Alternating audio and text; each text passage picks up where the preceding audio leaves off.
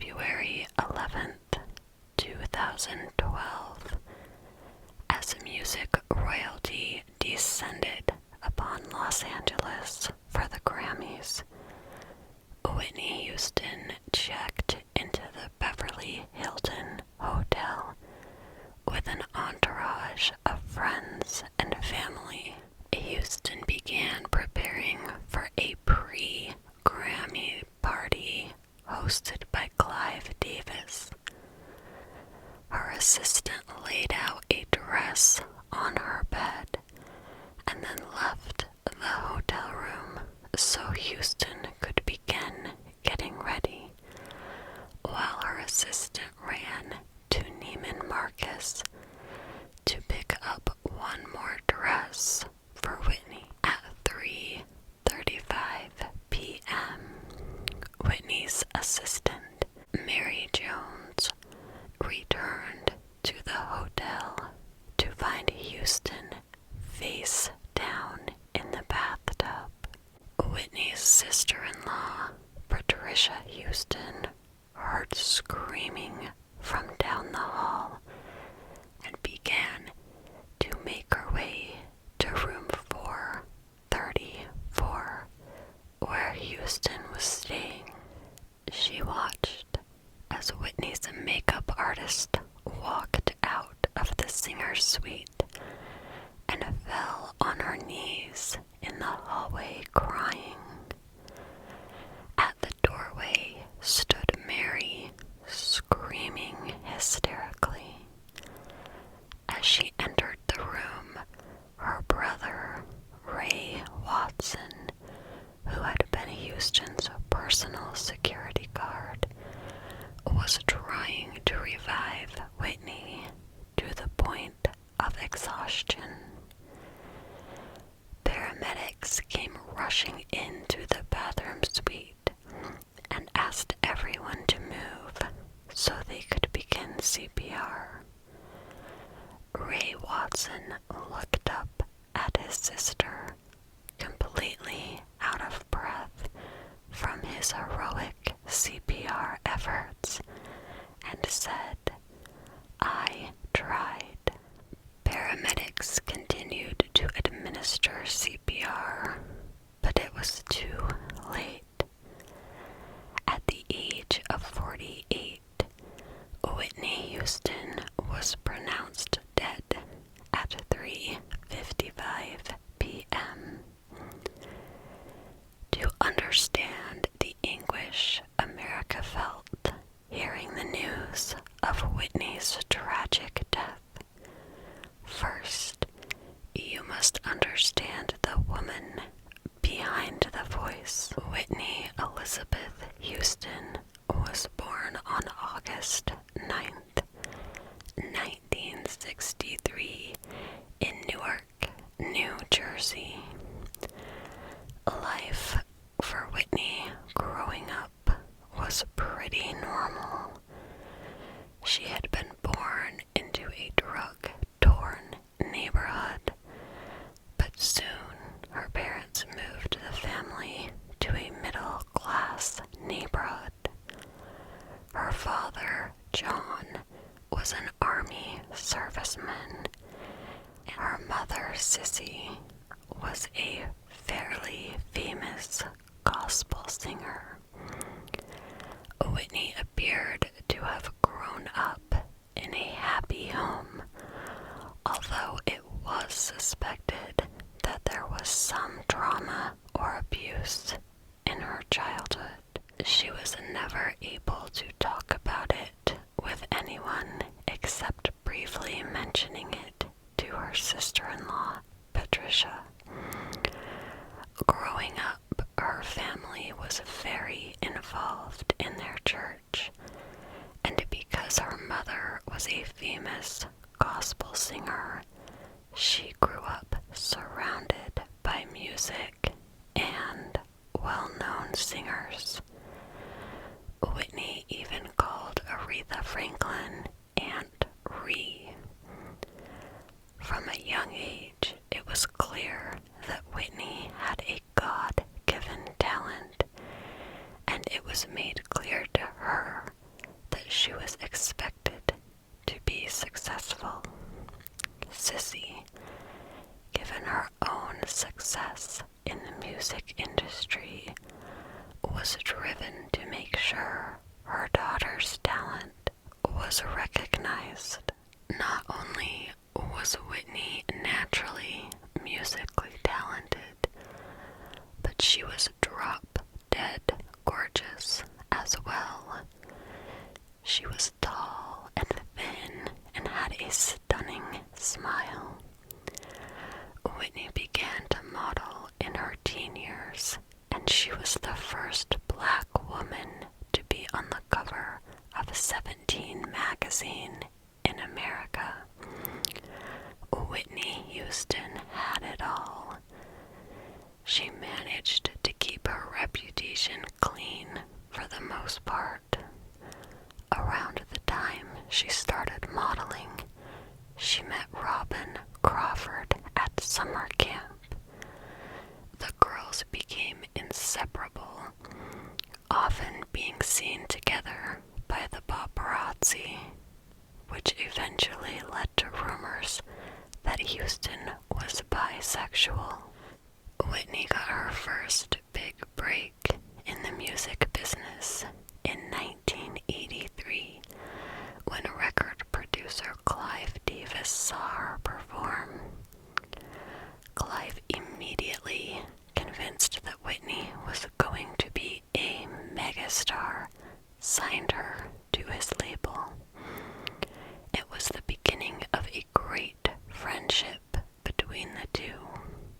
Her first album, Whitney Houston, was released in February of 1985 to rave reviews.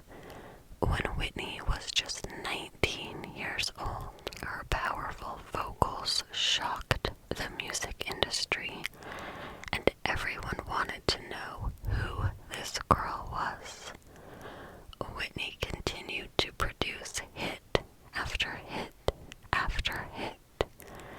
She was in constant rotation on MTV. She appeared on magazine covers. And by the time she released her second album, everyone was watching Whitney. The first single on the album, I Wanna Dance with Somebody, became a worldwide hit, launching her into mega success.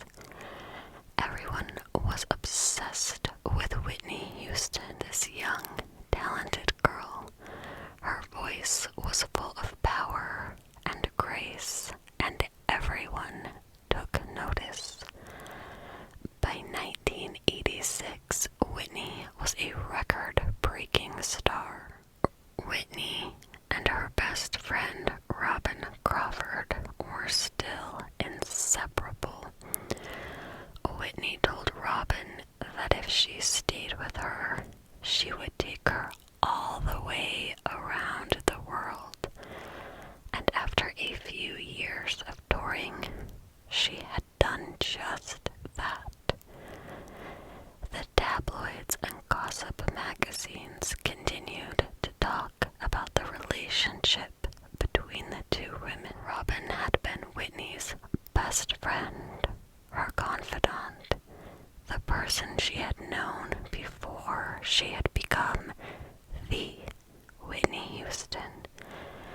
And their friendship went from being a safe place for Whitney to being overrun by paparazzi photos and snickering DJs and rumors.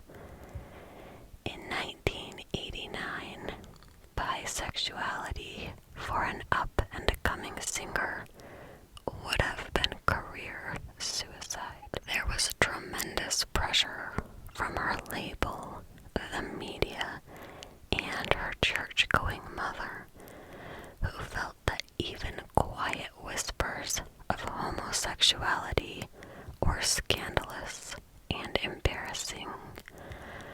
Around this same time, she began to take a lot of flack from her black fans, saying she had sold out her roots to fit in and become what the white music producer wanted her to be. As Whitney continued to take the world by storm, she began appearing in the headlines more and more frequently. In 1989, she met hip-hop singer Bobby Brown, and they began dating immediately. Bobby was a party boy. He was fun, and he didn't care what people thought about him. It was freeing to Whitney. Many people thought that Bobby was a bad influence on Whitney, while the public viewed Whitney as this goody-two-shoes pop star. Bobby had a bit of a bad boy reputation. People were shocked when the two began dating, but it didn't matter to Bobby or Whitney. They were in love. Relationship conveniently put a stop to the rumors about Whitney and Robin.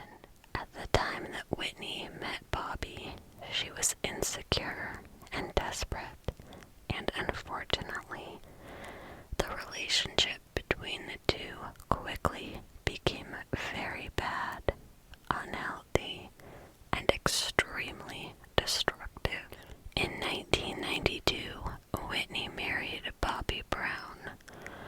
Not long after the wedding, Robin began to distance herself from the singer.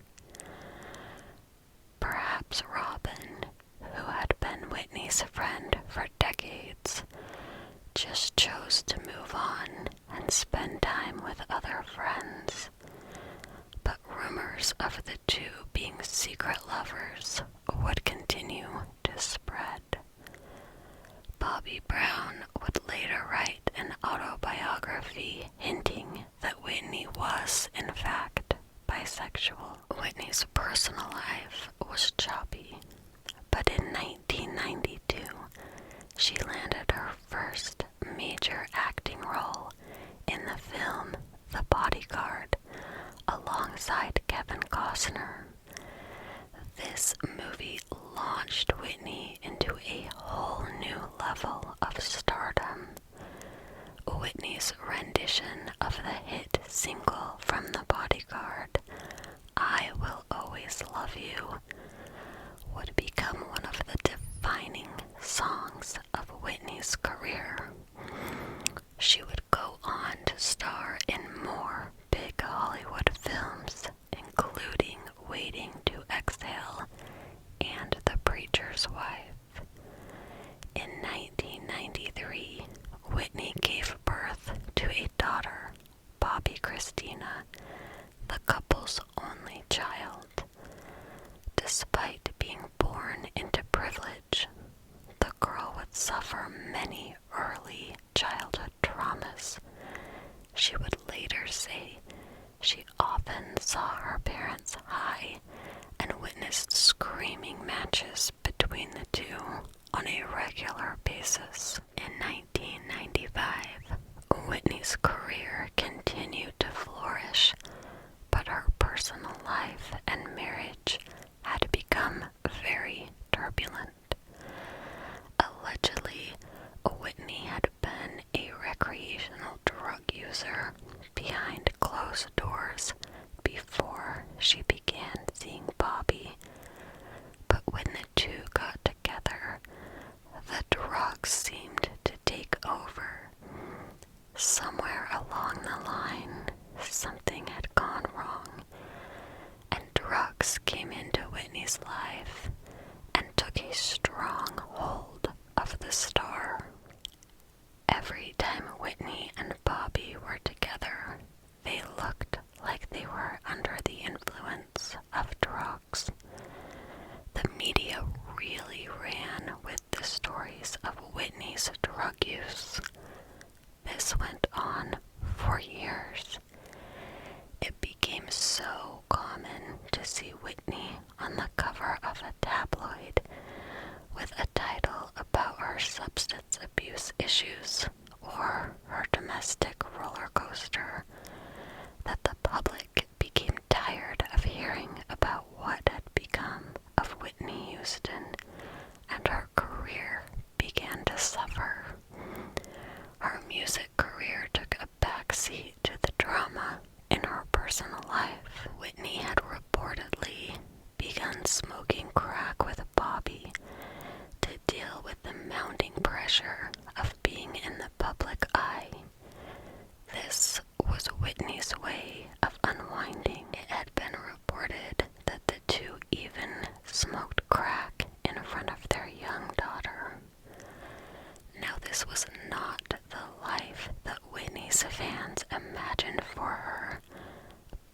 she was, addicted to drugs, desperate for some sense of normalcy, and feeling lonely while constantly being surrounded by people. While people still point out that Bobby Brown was a bad influence on Whitney, and her career and life spiraled out of control after she met him, it was still Whitney who chose to bring Bobby into her life. Whitney began canceling shows because her voice was too hoarse from smoking to sing. Those close to Whitney watched in horror as her growing recklessness not only put her career, but her life at risk. Around this time, Whitney also lost her best friend, who chose to walk away from the pop star and her drug-fueled life completely. Losing Robin hurt Whitney very deeply. In 1998, Whitney released her first studio album in 8 years, titled My Love Is Your Love. This album was a comeback album for Houston and shot her back into the big leagues. People had begun to dismiss Whitney after years of tabloid rumors and drama, but this album reminded everyone that Whitney Houston still had it. In 2001, her mentor, Clive Davis, helped her sign a 6-album deal for $100 million. Not long after signing this deal, Whitney appeared on the Michael Jackson 30th anniversary special, where she raised eyebrows because of her rail-thin appearance. The gossip and drug rumors began to spread like wildfire after that performance. Whitney's team tried to stop these rumors by saying she was under stress and not eating, but it was obvious that something was amiss. In 2002, Whitney was getting ready to release her Just Whitney album, but she was fighting a desperate and dark battle with drug addiction. Rumors that Whitney's drug of choice was crack cocaine were circulating around LA. Whitney and her team decided that she needed to publicly address these drug rumors as they were running rampant. So Whitney sat down with Diane Sawyer in 2002 in the now infamous interview. Whitney was very defiant and denied drug abuse. At one point, Diane showed Houston a picture of her at the Michael Jackson anniversary special and asks her if she is abusing drugs or suffering from anorexia. Whitney denies any drug abuse, and Diane tells Whitney there are a lot of rumors that she smokes crack. Then Whitney says, "First of all, let's get one thing straight. Crack is cheap. I make way too much money to ever smoke crack. Okay? I don't do crack. Crack is whack." The public watched stunned as Whitney Houston seemed to slip down a dark path of drug abuse further and further. Her appearance began shocking people. Her gaunt face was almost unrecognizable. 2 years later, Whitney's mother, Sissy, insisted that her daughter enter rehab.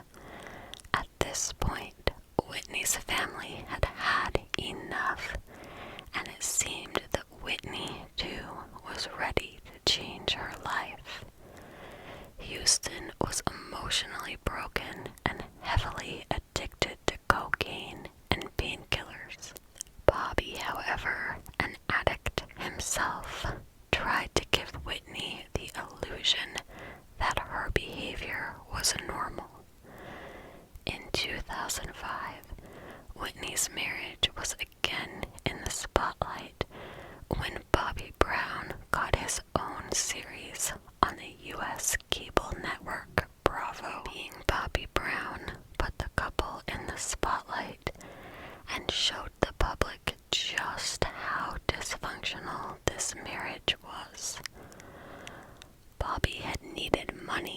So he did what a lot of D-list celebrities in the early 2000s did. He had pitched this show of his life, but no networks had any interest in a show about Bobby Brown until Bobby guaranteed that Whitney would make an appearance on the show. After the first season, Whitney did not want to continue making appearances in Being Bobby Brown, but Bobby really started to push her to continue. At this point, Whitney was miserable. She was unhappy, and her friends and family became very worried about her. In 2006, Whitney filed for divorce. A year later, she had sole custody of Bobby Christina. In 2009, Whitney released her final album, I Look to You. It was her first album to reach #1 since The Bodyguard.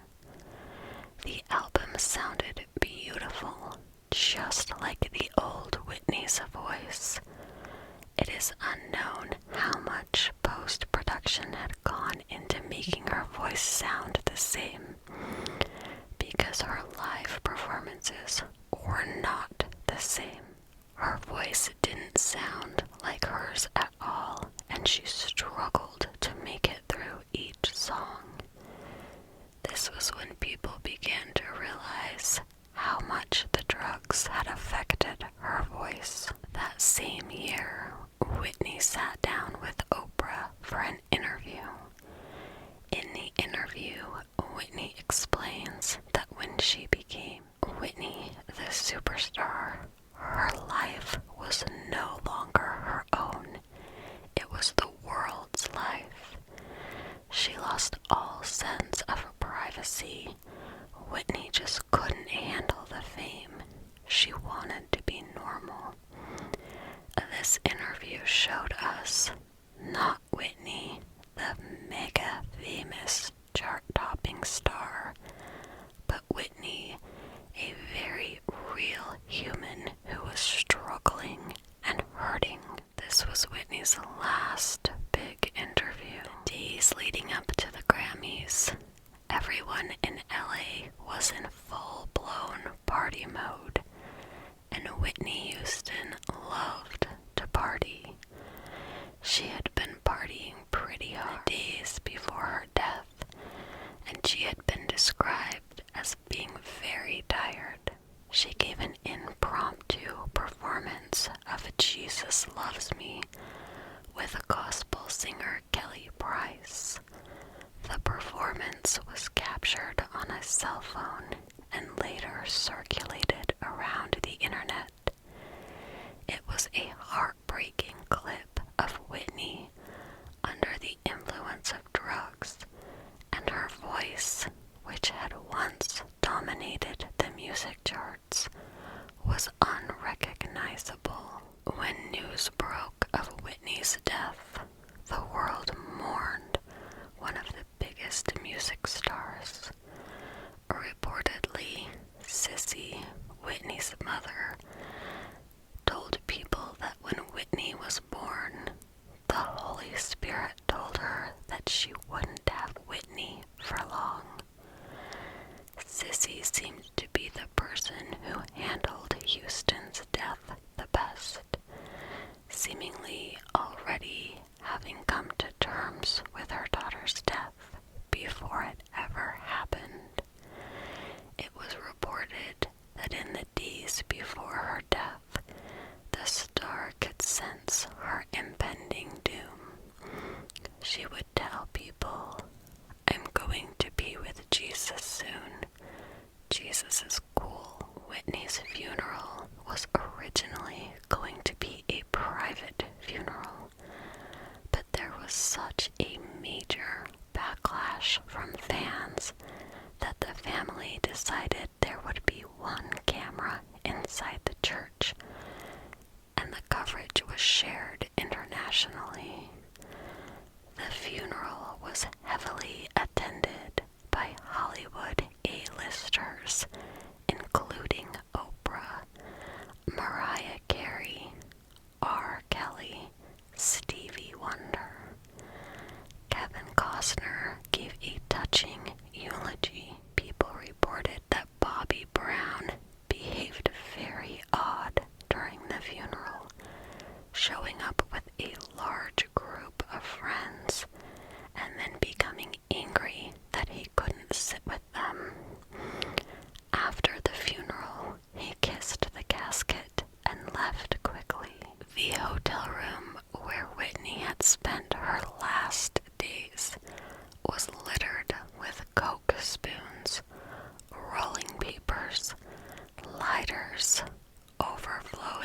ashtrays, beer cans, and a fast food bag. Whitney had been found face down in a bathtub filled with water, with drug paraphernalia scattered all around the room.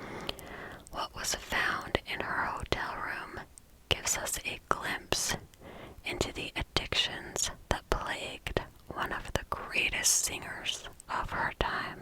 Ed Winter, an LA coroner, the same man who was brought to the scene after Michael Jackson died, was called to the Beverly Hilton.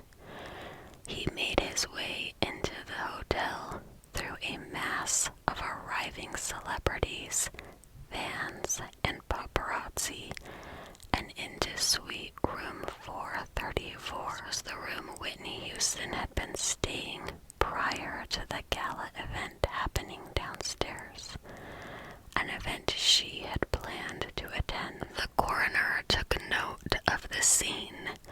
There were trays of uneaten food, bottles of opened champagne, and a picture of Marilyn Monroe hanging on the wall.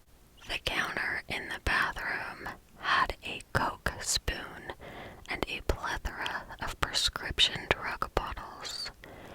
It would be weeks before the coroner would issue a formal autopsy report, but at the scene, the coroner called it. It seemed clear that the Whitney Houston we all knew and loved had died a long time ago. Her official cause of death was determined to be an accidental drowning, heart disease, and cocaine use.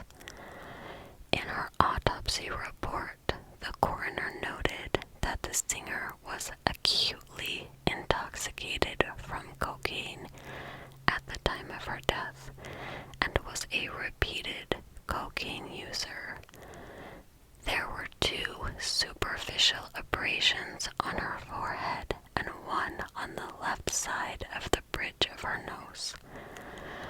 While the coroner believes she was in the tub when she somehow hit her head and went unconscious, other experts have doubted that theory, saying it is more likely Houston was not sitting in the tub, but somehow fell into the very hot water. The bath water was extremely hot, 93.5 degrees. They theorize she hit her head and drowned. That would account for the markings on her face. A forensic pathologist, Cyril Welch, told ABC News, quote, "I think this lady fell into the water. She was unconscious, dead or dying when she fell into the tub. I do not think her death was due to drowning." Whitney was wearing a brown wig that was tightly affixed to her head at the time of her death. She also wore dentures, which was pretty common among long-term drug abusers. The coroner said mild emphysema was detected in Houston as well. After Houston's death, her sister-in-law, Pat, did an interview with Oprah and attributed the downfall of Whitney to a lifestyle change where she was chasing a dream and looking for comfort and love.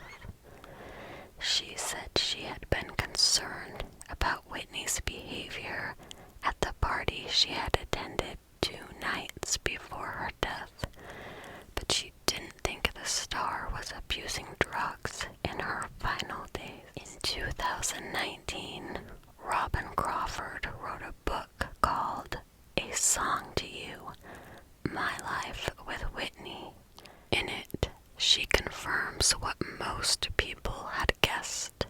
Crawford and Houston, who met as teenagers, were involved in a secret love affair that had ended because Houston's career was taking off and the relationship was too taboo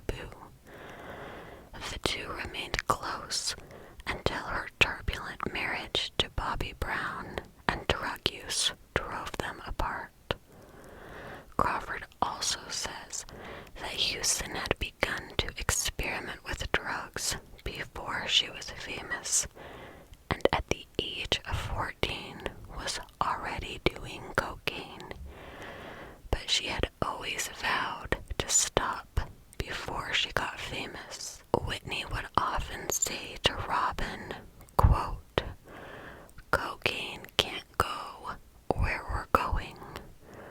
But it did. Whitney Houston once sang the words, "Learning to love yourself is the greatest gift of all." Sadly, she was never able to take those words to heart. Whitney Houston's death is another tragic example of how fame and being in the spotlight can just destroy a person. I hope you guys enjoyed this video.